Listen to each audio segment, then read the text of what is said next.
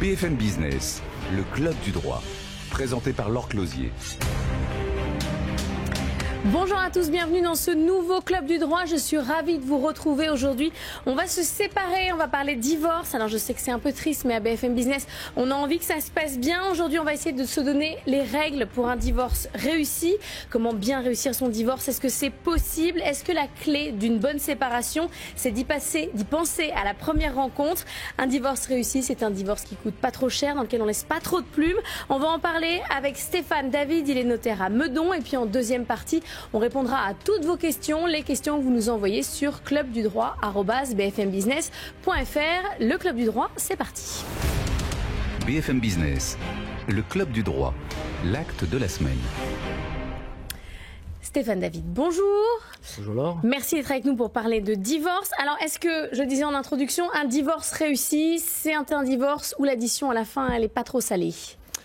Certes, c'est l'addition, c'est peut-être un divorce où l'addition n'est pas trop salée, mais c'est surtout, à mon sens, un divorce où on parvient à s'accorder, un divorce où l'on parvient à mettre en place des solutions pérennes et où le contentieux est relégué au second plan. Vous me dites des solutions pérennes, pourtant, a priori, c'est pour justement que ça ne continue pas. On a besoin de trancher. De trancher par un magistrat ou de s'accorder entre époux, et à mon sens, la clé d'un divorce réussi, c'est précisément de s'accorder entre époux à l'aide d'avocats spécialisés, de notaires, qui parviennent à un rapprochement entre les parties pour mettre en place des solutions qui sont choisies, non pas subies, comme c'est le cas dans le cadre d'une procédure contentieuse. Alors il y a 3 types de divorce, le divorce accepté, le divorce pour altération définitive du lien conjugal, le divorce pour faute et le divorce par consentement mutuel. Ça fait 4 parce que le divorce pour consentement mutuel, c'est un peu nouveau quand même. Alors classiquement, on distinguait les divorces deux par deux. D'un côté, les divorces d'accord et d'un autre côté, les divorces de désaccord. Les divorces d'accord, comme leur nom l'indique, les époux sont d'accord sur le principe du divorce. Et là, il faut distinguer entre le divorce par consentement mutuel, où les époux sont également d'accord sur les conséquences de leur divorce, et le divorce accepté, où pour le coup, ils ne parviennent pas à s'accorder sur les conséquences du divorce et s'en remettent au juge pour statuer sur les conséquences en question. À côté de ces divorces d'accord, il y a toujours d'ailleurs les divorces de désaccord, un divorce objectif qui est lié à une séparation de fait de 2 ans, qui sera bientôt de 1 an, qui est le divorce altération, et puis un divorce que tout le monde connaît, le divorce pour faute, qui repose sur des griefs de part et d'autre, et qui peut déboucher soit sur un divorce auteur exclusif de l'un, soit un divorce auteur partagé. Ça, c'était, je dirais, la dichotomie classique. Depuis l'entrée en vigueur de la loi du 18 novembre 2016, nous sommes le 1er janvier 2017, le consentement mutuel a été déjudiciarisé. Et ce faisant, il y a un nouveau critère de choix qui rentre en ligne de compte aujourd'hui. C'est pas tant l'accord, le désaccord, c'est est-ce que l'on veut passer devant un juge ou est-ce que l'on veut se passer du juge.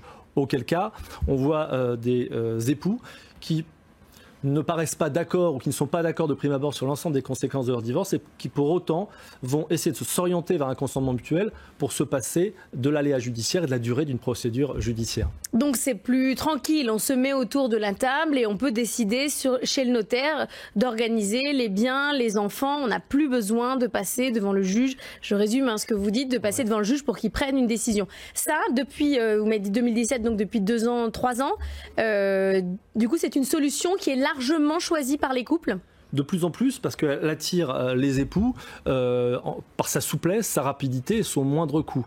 Attention toutefois, la différence entre l'ancien divorce par consentement mutuel judiciaire et le nouveau divorce par consentement mutuel extrajudiciaire, c'est que les époux sont obligés d'avoir chacun leur avocat. C'est un divorce en réalité qui repose sur un travail collectif, si je puis dire, entre les 2 avocats rédacteurs de la convention de divorce et le notaire qui est là pour déposer la convention de divorce au rang de 5 minutes et qui parfois intervient plus en amont encore lorsqu'il s'agit de partager des biens entre les époux. C'est une obligation, les 2 avocats?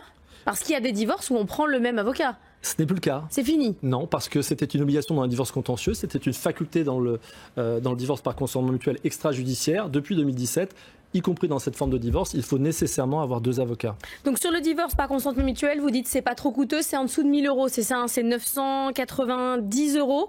L'acte en lui-même, c'est long, c'est-à-dire que ça prend combien de temps en moyenne? Alors c'est pas à moi d'envisager les coûts d'un divorce par consentement mutuel chez nos amis avocats, mais il me semble que 1 000 €, c'est un tarif qui me semble faible. N'oublions pas qu'il y a 2 avocats qui interviennent chacun pour un époux. Ça dépend aussi évidemment de la difficulté du dossier. On On ne gère pas de la même façon un divorce avec une faible durée de mariage, sans enfants et sans patrimoine, et un divorce qui a duré 20-25 ans avec un patrimoine important et des enfants.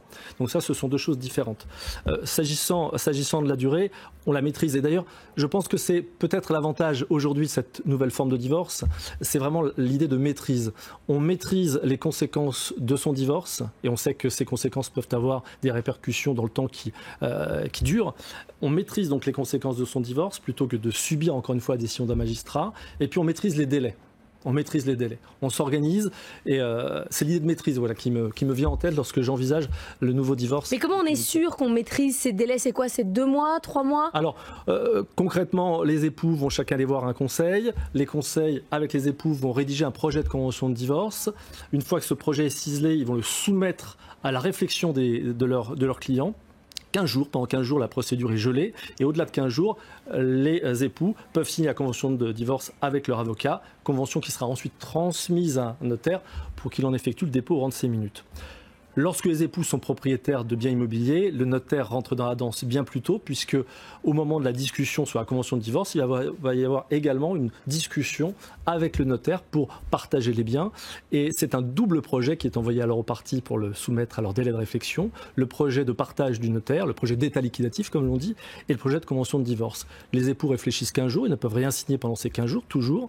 Et ensuite, dans la pratique la plus courante, généralement, l'ensemble des intervenants, les parties, les avocats et le notaire se retrouvent chez le notaire, à l'étude du notaire, pour signer les 3 actes et divorcer. Donc on peut ne pas, dans ce délai de 15 jours, on peut ne pas être d'accord, revenir dessus et dire en fait, je me suis trompé. Ça, c'est la première question. Et deuxième question, cette convention, elle doit être très détaillée, comme un règlement de copropriété ou une convention d'indivision, on doit mettre beaucoup de choses dedans? Alors, on peut se rétracter jusqu'au dernier moment, jusqu'au fameux rendez-vous chez le notaire où on signe les 3 actes, l'état liquidatif, puis la convention de divorce, puis le dépôt des 2 premiers actes au rang des minutes du notaire. On peut se rétracter jusqu'à ce moment-là. Donc, comme avant, d'ailleurs, on pouvait toujours se rétracter au dernier moment devant le juge. S'agissant de la convention, elle doit être complète. Effectivement, elle doit contenir le règlement de l'ensemble des conséquences du divorce, principalement le sort des enfants et la prestation compensatoire.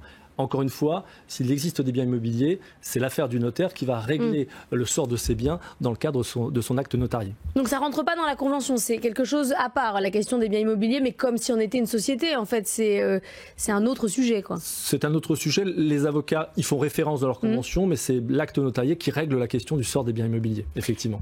Est-ce qu'il y a des cas où on commence par être d'accord et puis au moment où on rédige la convention, finalement, ça se passe mal et ça finit chez le juge? Je vais être plutôt optimiste. Oui, ça arrive. C'est possible en tout cas. C'est possible, mais c'est l'inverse qui arrive le plus souvent. C'est possible, mais généralement, encore une fois, l'ensemble des professionnels a bien travaillé avec les époux de telle manière que lorsqu'on envoie le fameux projet ciselé de la convention et le fameux projet ciselé de l'état liquidatif, on a déjà travaillé parfois quelques semaines, parfois quelques mois sur le dossier, donc il y a peu de mauvaises surprises à attendre. À l'inverse, dans les divorces contentieux, le temps faisant son œuvre, parfois... on finit par s'entendre? On finit par s'entendre, effectivement. On commence par un contentieux et on finit avec une convention? Exactement. Ça arrive. Et c'est parfois presque ces dossiers-là qui génèrent des solutions qui sont les plus réfléchies, les mieux assises et donc les plus pérennes. Donc on a parlé de l'immobilier, il y a la question des enfants, sur la question de la prestation compensatoire. Alors ça n'a rien à voir avec une pension alimentaire, il faut bien expliquer ce que c'est. La prestation compensatoire, c'est pour le conjoint. Tout à fait. Il y avait une pension alimentaire pour le conjoint, mais c'était avant 1975. Maintenant, c'est pour les... Ça ne nous rajeunit pas. Maintenant, les femmes ne sont plus des enfants. Et donc, c'est pour les enfants, la pension alimentaire. Ce sont les enfants, la prestation compensatoire, c'est le conjoint. Alors, qu'est-ce que ça dit? Qu'est-ce que c'est exactement?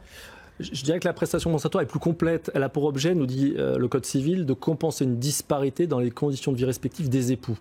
De quelle disparité s'agit-il? D'abord, une disparité qui peut être en capital et une disparité qui peut être en revenu. Pour déterminer s'il existe une disparité en capital, il faut comparer les patrimoines respectifs des parties. Puis ensuite, on va comparer leurs revenus respectifs. De là naît une disparité que je qualifierais de mathématique. À partir de là, on sait si, oui ou non, une prestation compensatoire est due dans le dossier au profit de l'un des époux. Et puis ensuite, on va sonder le vécu du couple. On quitte cette vision un peu désincarnée des choses pour rentrer un peu dans le subjectif et on va alors apprécier la durée du mariage, Les choix de vie faits en commun. Si l'un d'entre eux s'est plus ou moins sacrifié sur l'autel du mariage pour suivre l'autre à l'étranger ou à renoncer plus ou moins à sa carrière professionnelle. Autrement dit, la disparité, elle peut être actuelle, mais elle peut être aussi dans un avenir prévisible. C'est tout cet aspect des choses que la prestation essaye en quelque sorte d'indemniser. Mais ça sent un peu le conflit, non? Parce que ça veut dire que vous faites une estimation d'un espèce de manque à gagner parce qu'on n'a plus accès aux biens ou au salaire de l'autre.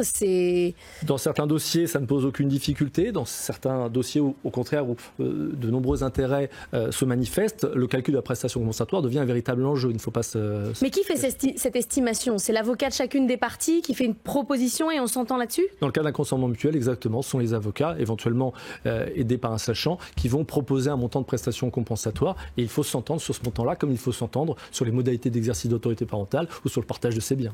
Il y a plusieurs possibilités. On peut être en rente ou en capital sur la prestation compensatoire. Il y a un enjeu fiscal, je crois. Oui, alors le principe, très nettement, est le versement d'un capital immédiat. Dans les 12 mois qui suivent le jugement de divorce, près de 80% des prestations prennent cette forme du reste. Fiscalement, c'est avantageux puisque Bercy a joué le jeu, a incité les débiteurs à régler leurs prestations immédiatement.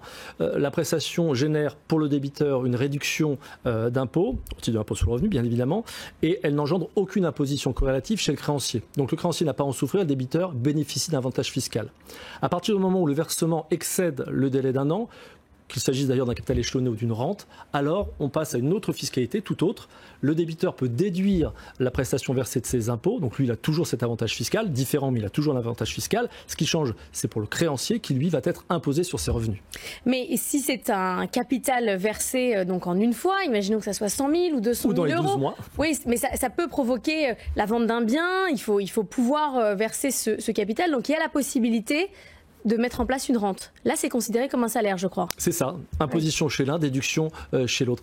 D'où l'utilité, vous évoquiez tout à l'heure un divorce réussi, d'où l'utilité d'aller vers un accord. Parce que dans le cas d'un accord, on peut mettre en place des solutions qui sont adaptées au cas de figure des uns et des autres, alors qu'un juge va trancher, permettez-moi l'expression, à coup de serpe, et ne va pas nécessairement préconiser une solution qui sera finalement viable, par exemple en condamnant le débiteur à régler une prestation immédiatement à l'aide d'un montant qu'il ne pourra pas assumer.